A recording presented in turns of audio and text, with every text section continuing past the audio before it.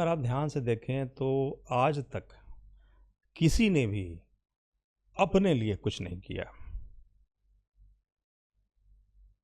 आपको विश्वास नहीं होगा। इसका आशय मैं समझ नहीं पा रहा हूँ। अपने लिए कुछ नहीं किया, या तो हमने दूसरों के लिए किया, हाँ या हाँ, संपत्ति बनाई दूसरों के लिए, जी, और लेकिन या अपने भी तो उपभोग करता ही है ना। और या फिर दूसरों के लिए किया, दूसरों की वजह से किया। अर्जुन बोलते हैं कि मैं इन सबको मार दूंगा, मैं अपने, ये मेरे कजिन्स हैं, ब्रदर्स हैं, चाचा हैं, इनको मैं, ये हमारे संबंधी हैं, इनको मैं नहीं मार सकता। अर्जुन जिस साल में जब महाभारत कर रहा था उसकी उम्र थी 40 साल। 40 साल पहले उसने कभी नहीं सोचा था he slaughtered the people like cattle. उसने भेड़ बकरियों की तरह लोगों को काट डाला था, कभी ये विचार नहीं आया था। सर, जब अपने आ जाते हैं सामने तो उसके अंदर जो है बैक ऑफ द माइंड में ये विचार चल रहा था, इसलिए कृष्ण मुस्कुरा रहे थे कि जब मेरे अपने ही नहीं रहेंगे तो कौन देखेगा कि मैंने युद्ध जीत लिया। हाँ, कौन बचेगा, कौन देखने वाला बचेगा? मैं अपने जो जश्न मनाएगा, जो मैं अपने ईगो, कौन बचेगा कि अर्जुन जीत गया मैं हार गया? वो अपने ईगो को परेड कैसे करेगा? How he will parade the ego? वो अपने अहंकार की पूर्ति कैसे करेगा? उसके मन में, बैक ऑफ माइंड में ये था, लेकिन बाहर से वो मोरालिटी की बात करता था, धर्म की बात करता था। तो ये कृष्ण देख रहे थे और जानते थे कि इसकी बीमारी क्या है। तब उनको गीता का उपदेश दिया कि जब कोई नहीं मरता, कोई मार नहीं सकता, जब स्टेज पे पहुंचा दिया अर्जुन को, तब उसने धनुष बाण उठाया। तो जितनी भी लाइफ हमने अभी तक जी है, जितना भी जीवन अभी तक हमने जिया, या तो हमने दूसरों की वजह से काम किया या दूसरों के लिए किया। प्रिज्यूम कीजिए कि अगर इस पृथ्वी पे कोई भी ना हो आपको छोड़ के, आप अकेले रह जाएं, तो आप कुछ करेंगे? ठीक बात है, कुछ नहीं करेंगे, क्योंकि दूसरा नहीं है। इसी को कहते हैं ईगो, अहंकार।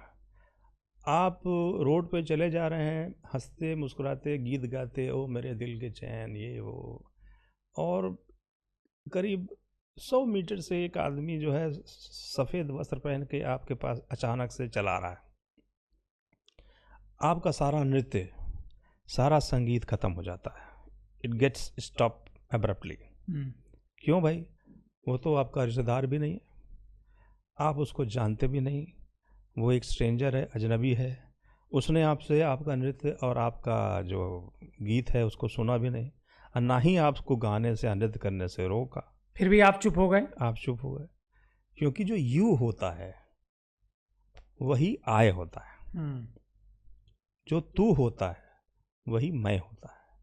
जब दूसरा आ जाता है तो आपका अहंकार जीवित हो जाता है, खड़ा हो जाता है। लेकिन हमारा जो सवाल था कि क्या ध्यान, नींद, आंख बंद करना ही ध्यान है? मैं आ रहा हूँ। तो जो आय हो जाता है, इरेक्ट हो जाता है, इसी को हम गिराने की बात करते हैं। आय का मतलब, अहम का मतलब घमंड नहीं होता। अहंकार का मतलब, अहंकार की परिभाषा हमारे जगत गुरु शंकराचार्य जी ने दी है, अहम कर्ता इति। अहंकार, मैं करता हूँ, द सेंस ऑफ डूअर, ये आभास कि मैं ही करता हूँ, मैंने ही सब अचीव किया, मैंने ही सब पाया। इसकी जो भावना होती है, इसी को अहंकार कहते हैं। जब ये भावना हमारे अंदर से खत्म हो जाती है तो अहंकार हमारा खत्म हो जाता है, अहंकार ड्रॉप हो जाता है कि नहीं, मैं नहीं करता हूँ, कोई और निमित्त है जो करता है। जो पास्ट है और जो हमारा प्रेजेंट है और जो हमारा फ्यूचर है, भूत, वर्तमान, भविष्य, ये तीनों जो है एक मिस्टिक की निगाह में, एक तपस्वी की निगाह में नहीं होते हैं। वो एक कॉन्टिन्यूअस प्रेजेंट में जीते हैं। उनके लिए कोई भविष्य नहीं है, कोई भूत नहीं है, कोई वर्तमान नहीं है। उनके लिए नहीं, हमारे लिए है, क्योंकि हमारा मन जो है समय की चाल से चल रहा है। मन की चाल और समय की चाल एक होती है। अगर मन रुक जाता है तो समय रुक जाता है। तो आप अगर मन को रोक देंगे तो आप टाइमलेस हो जाएंगे। इसलिए आप बहुत ध्यान कर रहे हैं, बहुत ध्यान में बैठे हैं, समय का पता नहीं लगता, जैसे मैंने आपको बताया। और आप एक बहुत अच्छी पिक्चर देख रहे हैं, या अपनी आप प्रेयसी के साथ बैठे हैं, और वो रिलेटिव होता है, तो आपको समय का ध्यान नहीं रहता। अंदाज नहीं लगेगा। रिलेटिव होता है, जैसा आइंस्टीन ने कहा, टाइम इज रिलेटिव फिनोमिना। और अगर आप किसी डेथ बेड पे पड़े हैं, कोई मृत्यु उस पे है, शैया पे है, तो आपको लगेगा कि रात बीत ही नहीं रही है। समय इतना रिलेटिव है। तो मैं ये कह रहा था कि जो भी आपने किया, या तो वो दूसरों की वजह से किया या फिर दूसरों के लिए किया, तो ध्यान की शुरुआत करने के लिए, ध्यान का आरंभ करने के लिए कल से या आज से ही आप कम से कम 10 मिनट बैठें और महसूस करें कि हूँ। मेरा नाम आशुतोष तिवारी, जो कि अब रहा नहीं है, देवकी जी का नाम लेके बोलता हूँ। देवकी बैठे हैं, ये गलत हो जाएगा।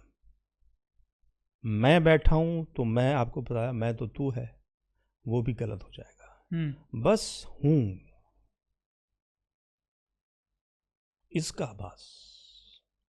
ये ध्यान को शुरू करने के लिए, आरंभ करने के लिए पहला रास्ता, पहला कदम कि आप बैठें और महसूस करिए कि मैं इस क्षण में हूँ। देखिए, हमारा जो भूत है वो मेमोरी है, स्मरण शक्ति, स्मरण, और वो असत्य है, जैसा बुद्ध ने कहा।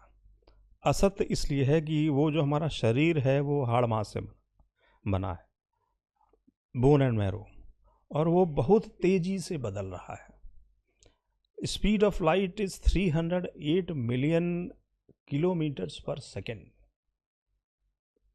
इतनी स्पीड ऑफ लाइट है। लेकिन जब आपकी आंख, क्योंकि हम रोशनी से ही देखते हैं, आपकी आंख की रोशनी मेरी आंख की रोशनी से टकराती है, तब तक आप भी बूढ़े हो गए, मैं भी बूढ़ा हो गया। आप सेम देवकी जी नहीं हैं और मैं सेम आशु जी महाराज नहीं हूँ, दोनों बदल गए। इस गति से तो हम बदल रहे हैं। तो स्मरण शक्ति चूंकि वो हाड़ मांस की बनी है, बोन एंड मैरो की बनी है, तो वो कैसे सच हो सकती है? क्योंकि जो कुछ भी बदल रहा है वो सत्य नहीं हो सकता। उसका बदलना मात्र ये सबूत है कि वो सत्य है, क्योंकि सत्य तो अपनी जगह स्थित रहेगा। और जो हमारा भविष्य है वो हमारे इच्छा है, डिजायर है। बिना डिजायर के, बिना इच्छा के आप भविष्य नहीं सोच सकते।